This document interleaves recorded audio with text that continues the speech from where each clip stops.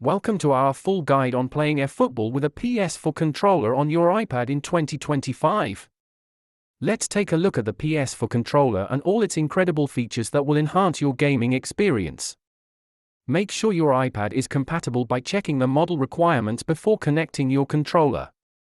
Now, let's connect your PS4 controller to your iPad via Bluetooth. Here's how. Once connected, it's time to set up eFootball for optimal play. Follow these simple steps. Next, let's configure your controller settings within eFootball to ensure the best experience while playing. Here are some tips that will help boost your gameplay in eFootball using your PS4 controller. Experiencing connection issues? Here's how to troubleshoot and get back to gaming smoothly. To wrap things up, we covered everything from connecting your controller to gameplay tips. Remember these key takeaways. If you found this guide helpful, don't forget to subscribe for more gaming tips and tricks.